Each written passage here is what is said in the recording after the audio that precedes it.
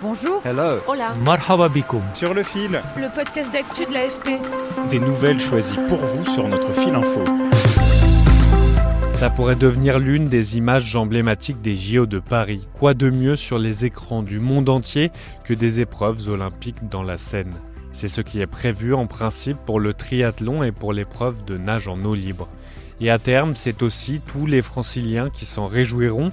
Ils pourront se baigner dans la Seine et son affluent, la Marne.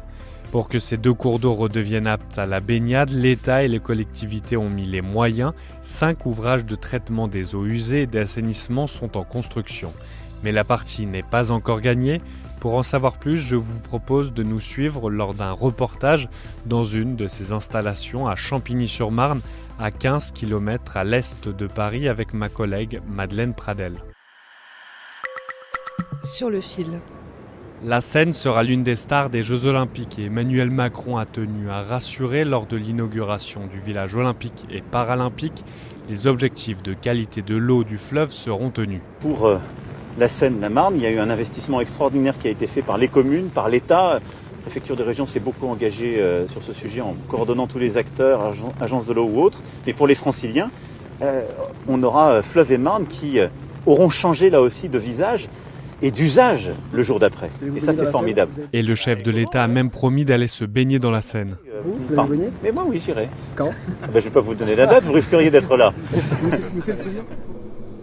Pour rendre ces cours d'eau baignables, 5 ouvrages sont en construction. La station de dépollution des eaux pluviales, la SDEP de Champigny-sur-Marne, est l'une des installations cruciales pour la réussite du projet.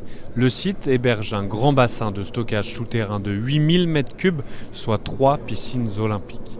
La station doit permettre de capter et assainir des eaux pluviales qui contiennent déchets et pollutions bactériennes avant qu'elles arrivent dans la Marne puis la Seine. Teddy Ballot, chargé d'opération au sein de la direction des services de l'eau et de l'assainissement. Ici, on a les 3 grosses pompes qui permettent de vider le bassin pour envoyer les eaux vers le circuit de traitement. Et ici, on a les 2 pompes à bout. Donc, c'est les pompes qui vont pomper les eaux boueuses, les eaux sales du fond du bassin, pour les renvoyer vers un dispositif qui va permettre de séparer les sables de l'eau.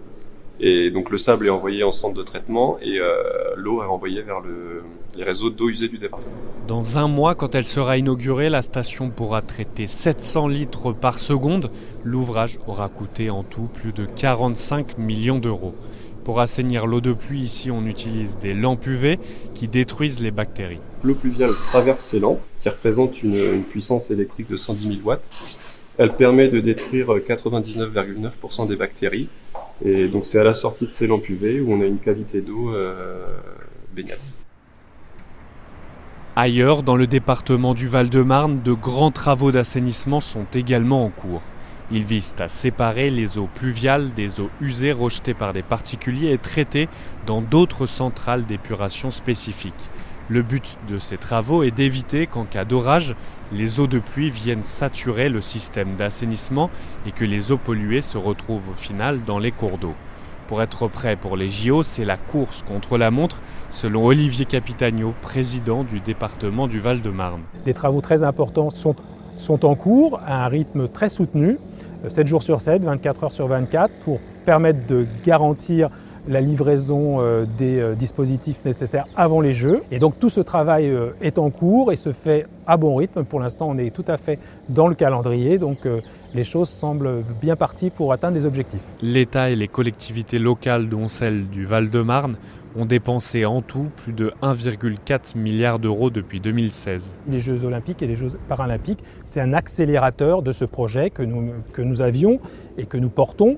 Et donc c'est une opportunité, ça sera le plus bel héritage qu'on puisse espérer des Jeux Olympiques. Les baigneurs, on l'espère, pourront revenir dans la Marne et dans la Seine. La baignade dans le fleuve est interdite depuis 1923 et dans la Marne depuis 1970. Historiquement, les habitants allaient vers la rivière. Et après les années 70, les gens ont tourné le dos, après l'interdiction de la baignade, ont tourné le dos à la rivière qui était considérée comme polluée, donc une zone finalement inhospitalière. Petit à petit, on est revenu et on s'aperçoit évidemment qu'avoir une rivière sur un territoire, c'est un atout précieux, un atout en termes de qualité de vie, un atout en termes de biodiversité, d'attractivité. Le premier essai qui remonte à août 2023 n'a pas été concluant. Les épreuves tests de triathlon ont même dû être annulées car des matières fécales étaient présentes en trop grande quantité.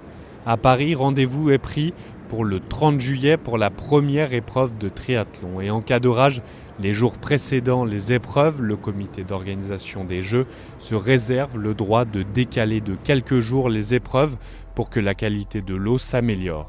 Si tout se passe comme prévu, la Marne et la Seine pourront proposer une vingtaine de sites de baignade, de quoi améliorer la qualité de vie dans la capitale et sa périphérie. Merci de nous avoir écoutés. Sur le fil revient demain.